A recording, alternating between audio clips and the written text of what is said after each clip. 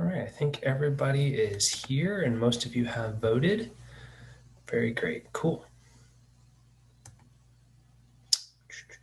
And polling. And I'm just going to go ahead and share results so that everyone can kind of see an idea of what we're looking at here. Very cool. It looks like we have a strong representation for the summer 2021 and into the strong near future with a also well represented spring 2022. Very cool. All right, everyone. My name is Kevin Fitzgerald. I am the lead study abroad advisor here in the Education Abroad office. And I'll be talking today, straight talk about study abroad, right? It is a real concern. We certainly aren't seeing the numbers of students studying abroad as we have in the past. And we just want to be here as a resource for parents as they're thinking about and or planning for the future. We're not going to get into any in-depth conversations about specific programs, but certainly if you have questions, put them into the chat feature, and Karen and Ryan will be helping me throughout the presentation. All right. So what we will cover today is we're going to go over a little bit about what Miami's stance is on study abroad, so you have the idea of some of the legalese. We'll be mentioning specifically our Lux program and kind of what Europe looks like, just because those are the most popular locations where people are interested in traveling to. And then we'll be talking about summer 2021 and beyond. And then we'll have some time to start answering some of your questions. So I'm here to help with all of that. All right. So first of all, how did our fall go, right? So actually just yesterday, a lot of our students did leave our Luxembourg location and started heading out to come back to the United States. We had 22 students in all, and then later, they joined a little bit later, but we had 8 student teachers come and join the program as well. We had 4 in South Korea. And interestingly, out of all of our students who did study abroad, the ones that went to South Korea actually arrived 2 weeks before the program began, and they did have to quarantine on campus. The university that they attended, AWA University, picked them up at the airport, put them in housing. They were quarantined with other students who had just recently arrived. They fed them breakfast, lunch, and dinner. They had daily check-ins with online apps, et cetera, a very sophisticated approach. But if any of you have been watching the news, you know that South Korea has been extreme about the quarantine. But also unique is that South Korea is essentially an island, being on the southern part of the peninsula, cut off from the rest of the world by North Korea. So they've had the ability to have more limitations on travel in and out of the country. And then we did have one student who went to Scotland. They arrived and have been very successful there, and we're very glad to have had that experience this fall. So all of our students have been very successful, though there were many restrictions, just like you're seeing in the United States. Everyone had to wear masks. There were some limitations on where you could travel. Things might not have been closed or open. And there were also many curfews coming and going depending on the location that people were going to. All right, so what does education abroad look like? So this is the quick overview of what options you can find here at Miami. First of all, we do have semester-long options. A lot of you have heard about our Luxembourg program or MUDEC. What's really cool about that program, it's the only way to go abroad for a whole semester and still earn Miami credit hours. While you're in the Luxembourg program, it's just like being at another campus of Miami University, like in our Hamilton or Middletown campus. You're earning Miami credit hours, paying Miami tuition. We do have student teaching programs. These are usually seniors, their last semester, and they're doing their student teaching abroad. And we also have really awesome study away programs. So these are still domestic, right? But they're semester long. We send students off to Washington. We send students into our over the Rhine and urban area here in Cincinnati. And we also have a pretty cool program called Digital Innovation that is based in Cincinnati, San Francisco, and Luxembourg. Now we have these other ones. These are called Miami Linked. Miami Linked programs are your exchanges, your co-sponsored, and your FSP semesters. Our exchanges are pretty popular in that our our exchanges are very popular in that you pay Miami tuition and you are physically exchanging places with someone at another university. So, example, we have a university in Sharjah, the American University of Sharjah. We send students there and they send us their students. Now, this new program that we have is called co-sponsored. What's really awesome about co-sponsored is, again, you pay Miami tuition and you can use your Miami scholarships. This is a new program that has started here in Miami as a way to allow our students to use their scholarships when studying abroad. And so as of right now, we only have about 6 or 7 locations, but more will be added over time as we learn what the students want. And we're always looking to add more programming. And this is in the same vein as the FSB semester. So the School of Business has programming that is running in Barcelona and in Budapest and in London and many other locations in China as well. And then we do have a huge list of these quote unquote approved programs. Say your student has a best friend and they're at a different university and they want to study abroad together. They can certainly go on any of our Luxembourg programs or our co-sponsored programs. But say they all wanted to go to a program that was not offered in the Miami Run or Miami Linked program, these would be considered approved. And we have a lot of students that do those programs as well. In any given semester before COVID happened, we were sending anywhere between 200 and 300 students abroad each semester. Now, another extremely popular, this is about 60% of those students who do choose to study abroad. And again, we're talking about more in the range of 800 students as our summer and our winter options. Most students choose to go on our Miami Run programs. These are faculty-led study abroad programs. We have anywhere between 30 to 45 of these running any given term. Sadly, this winter, just because of the uncertainties, quarantine, and limited time abroad, all these programs for abroad and international were closed this year, but summer is open and we are actively recruiting. Summer 2021 is looking promising. We'll get into that here.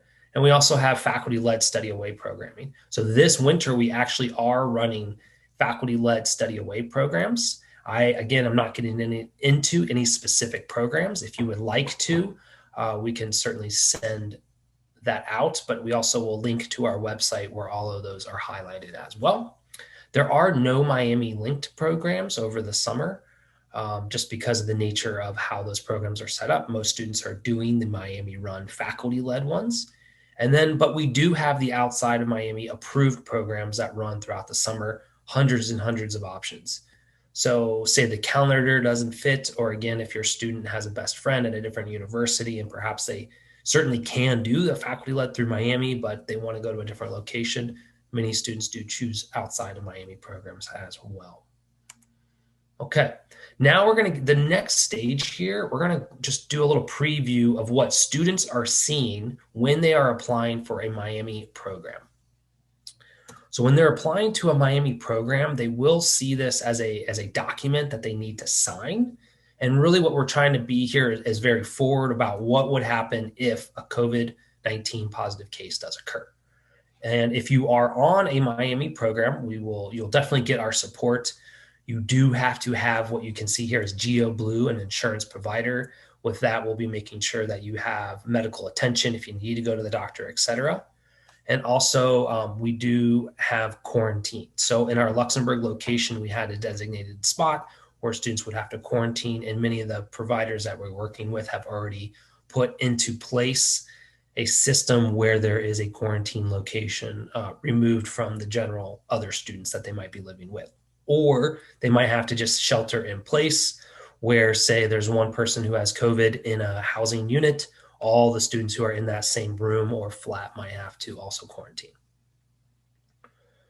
Quarantine may involve relocation. As we were mentioning, some students might be relocated to a separate house or location that's been designated as the quarantine place. This was especially true in Luxembourg because students are living with host families, and many of those host parents can be quite elderly. In many cases, they are grandparents. And so in order to best protect them as much as possible, we have a location designated for students who do test positive for COVID. And then visits by family and friends will not be permitted in order to prevent the spread of the disease. Now, the second one is another one that students do have to sign. And really, this is in regards to what happened in the spring of 2020. In the spring of 2020, Miami, along with most other universities in the United States, called all of their students to come home, really worked on getting refunds and supporting the students on flights, etc. But today in this world, we all know that COVID exists. We all know that things are changing. It's a fluid situation.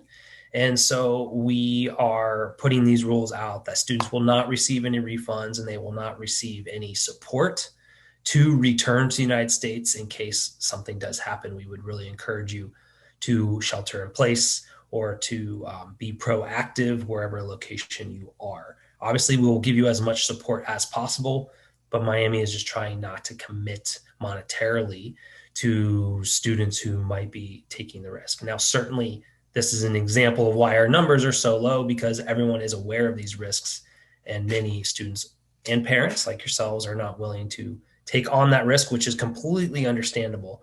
But we just really want to be forward with students of like, hey, look, this is the reality of the world that we're living in right now. You know that, we all know that. So this is the risk you're taking. But again, we did run a program this fall, and we're running again this spring, and students were very successful. And I don't think, we can certainly talk more about this, but it does not look like the world will have as strong of, just the high anxiety that we all had this past spring, especially with our students abroad.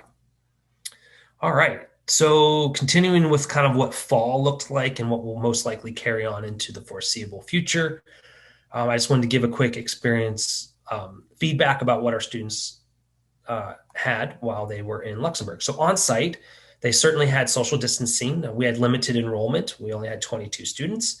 But coming up in the spring, we'll also continue the social distancing through limited enrollments. Again, we already mentioned this, but we have a designated quarantine location, and many other programs do as well. We also shortened the semester, just like we did in Oxford. The semester ended now this week, which was obviously a very good choice, as many of the universities who chose to return after Thanksgiving now are deciding not to. And then more health and safety protocols were in sight. So I think they were talking about how much hand gel there was throughout all the Chateau and Luxembourg experience. And then for the students traveling, right? So some of them were not able to do all the tourist activities that they wanted to, but also interestingly, they were able to have more of a walk-on experience. So some of you might have been traveling in Europe in the 80s or 90s, when it was a lot easier to walk right up into a museum and get in that same day without having to make a pre-arranged ticket or time of appearance. And students are having that experience, even though most museums and locations of interest are limiting down to almost a 30% capacity of what they're normal at. The other unique thing is that students had to get a lot of COVID testing. So if any of them were taking flights, they all had to have had a COVID test within 24 hours. So they're getting quite familiar with what locations or what options were available for them to get those tests. And just like here in the United States, but even more so, masks are mandated in public area, public transportation, et cetera. So students were getting really good with wearing their masks almost at all times. Okay. We're getting to Q&A here quick. So if you start having some questions, feel free to put those into the chat. So what do we, I hit too many buttons there. Spring and summer 2021. So what are we thinking here? So for this coming spring in Luxembourg, we have not had any schedule modifications at this time. Much like this spring where it was a lot more condensed, we will actually be getting visas for our students. They will be staying there the whole time. What's really cool is we do have a new visa process. So before they even get on the plane to travel to Luxembourg, they will have that visa in hand and be ready to go. And again, we are doing limited enrollment for increased social distancing while at the Chateau. And many of the other outside approved programs, actually what we found, because Miami has a special relationship with the country of Luxembourg, we've been there for over 53 years, we were able to get this new visa process done here in country, where many other outside programs, perhaps to Italy or to Spain, they've actually shrunken their semesters to be less than 90 days because their students were not able to get student visas on time. And actually, many other program providers have canceled due to low enrollment. So there are some providers that typically in the spring would have 200, 300, even 600 students on their programs, and they've actually canceled due to low enrollment. And mostly that's because other universities are not allowing their students to travel abroad. But Miami is, and that's why our Luxembourg program is running, but with these new restrictions. And then summer 2021 and beyond, what we're hearing in the field, what we're thinking about. So we're really feeling positive about summer 2021 in that it seems to have lower rates of spread. There doesn't seem to be any quarantines that we think will come and affect our students. Certainly, if we're doing a faculty-led program and the program only runs for 3 weeks, and the country is expecting 2 weeks of quarantine upon arrival, we probably will not be running that program. But if there's no quarantines, but maybe a test before they go, that would be something that we would consider. The new travel processes are now pretty well established, especially moving into summer 2021, where again, you most likely will have to have a vaccine. No, sorry, you'll most likely have to have a test within 24 to 48 hours before you leave. So it's always a really good idea to start learning where those might be. We'll probably have limited enrollment. You might not be seeing some of the programming in the past. We would have programs with 40 to 45 students on them because that would be what would fill a bus. But maybe in the future, we would only be doing 12, 15, 20 students. And again, like I just accidentally said, vaccine might also be a requirement. We don't know. That is also a fluid situation that's fast evolving.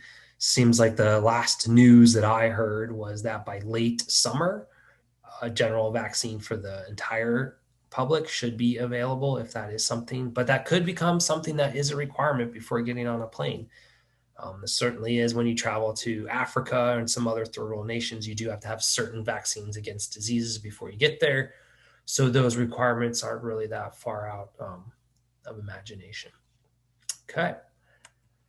All right, moving into questions, concerns, and any observations that people might have. So let's move into the chat. Okay, great.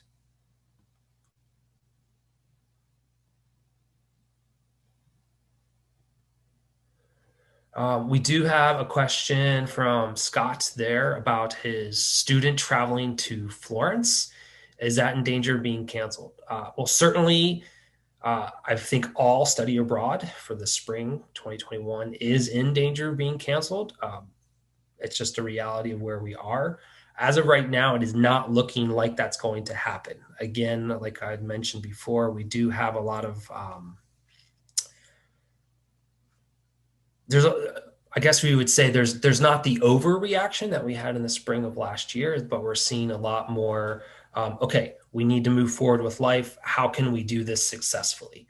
So the program that your student is going on is looking to have a shortened term. They're starting in early February. Again, they're doing that with the idea as February, March, April, as the weather gets better, more people can be outside and the rates can be lower like they were in the spring of last year. So we're really hoping that program will run. And as of right now, everything looks to be on track to do so. And we're really excited about your student going there. For the outside programs, do you provide guidance about which ones have been reliably excellent and how is the transfer of credits done? Great question. I would say the vast majority of our approved programs that are outside of Miami, we only work with the program providers that have been running for 20, 30 years. Reliably excellent, I would consider all of them.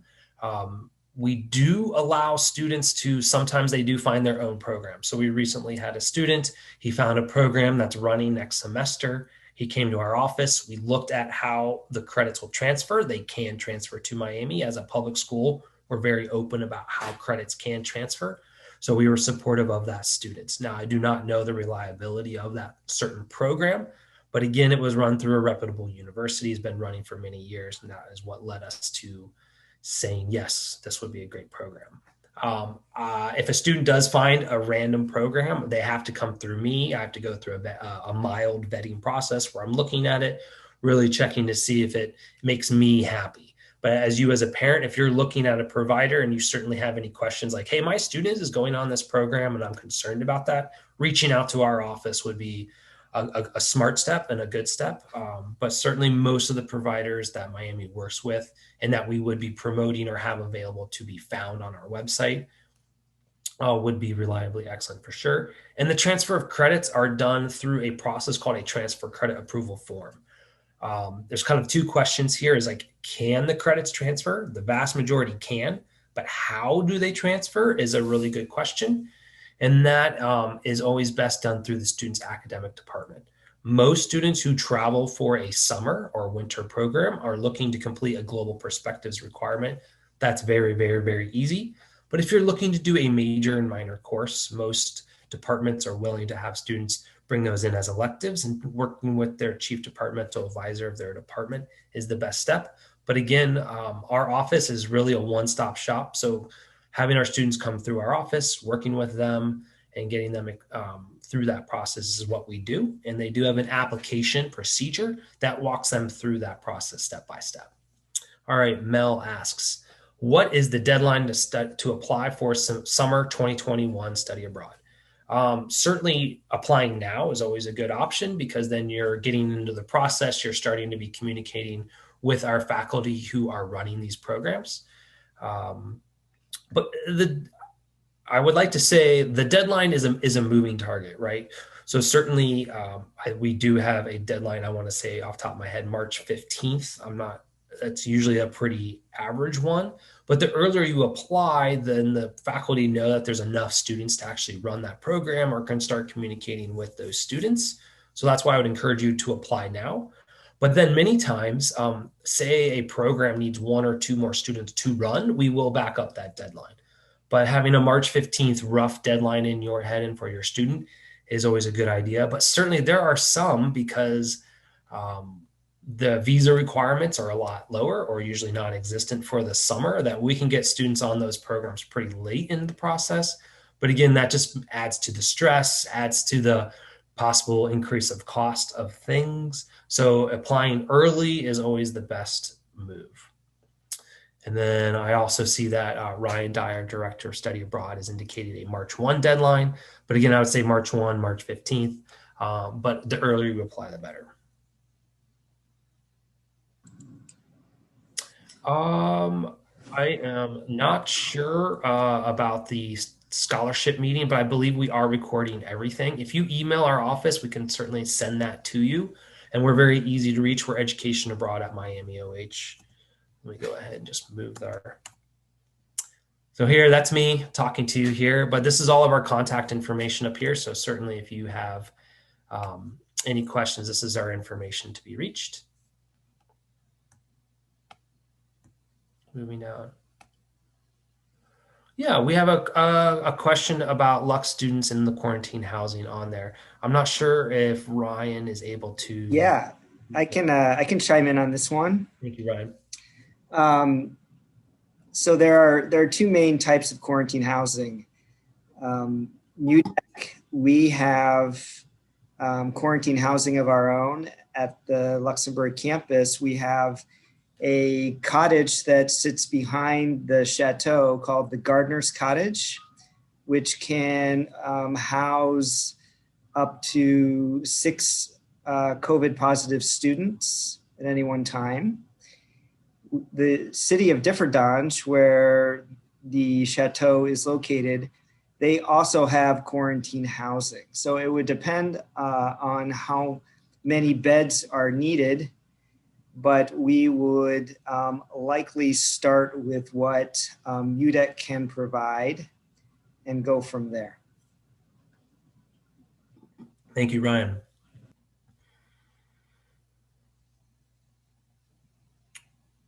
So we are certainly hopeful, like most of the country and the world is, that the COVID pandemic will start receding, especially once we have proactive steps that we can take. I think it's going to be another tough 6 months for our office and for those looking to travel internationally. But we are hoping when we do proceed with our Luxembourg program this next spring, we have another 22 students who are going on non-Luxembourg programs across the world, and into the summer that we're able to proceed and move in a hygienic and in a positive direction with, masks, basic sanitation, etc. As the world is seeing, and the world will start opening up again, and that will have positive experiences for our students. I will say it will not be the same experience that we've had for, in the past. That will still probably be another year or two. And I think that's just going to go for both the United States and the rest of the world. But we are hopeful that moving into summer 2021, that things will return a little bit more to quote unquote normal or semi-normal.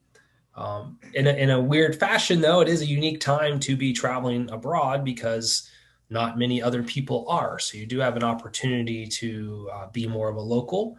I think a lot of our students who are choosing the non-Luxembourg locations, I know them all pretty well because that's my specialty here. They're really going because they are excited about language and culture. They're really going to have that opportunity to have more intimate experiences because really without the full-fledged freedom of travel, they will have more opportunities to build relationships with their host family and their host cultures as they develop more relationships on campuses, etc. So we're quite excited to hear about their experiences moving forward. And that was what was reported a lot from our students who have been abroad this current semester. Kevin, this is Ryan Dye again, Director of Education Abroad. I added to the chat the office's COVID-19 protocols that go into more detail what Kevin discussed here. And so please use that as a resource.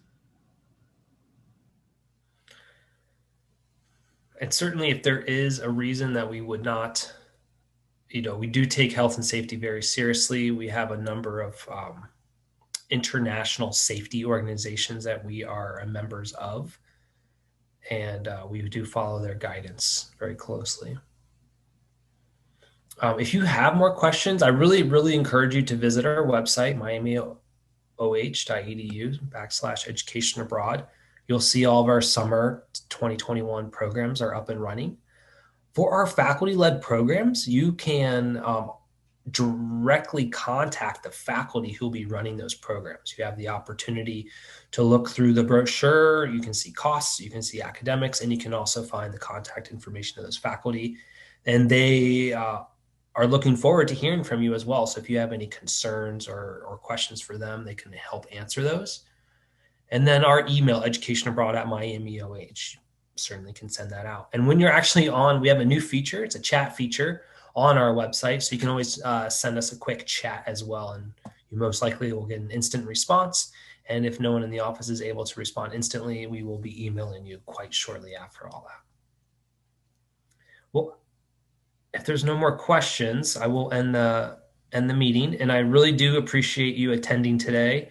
And I really know of your excitement and interest in sending your students abroad. And we want to get your students abroad, certainly.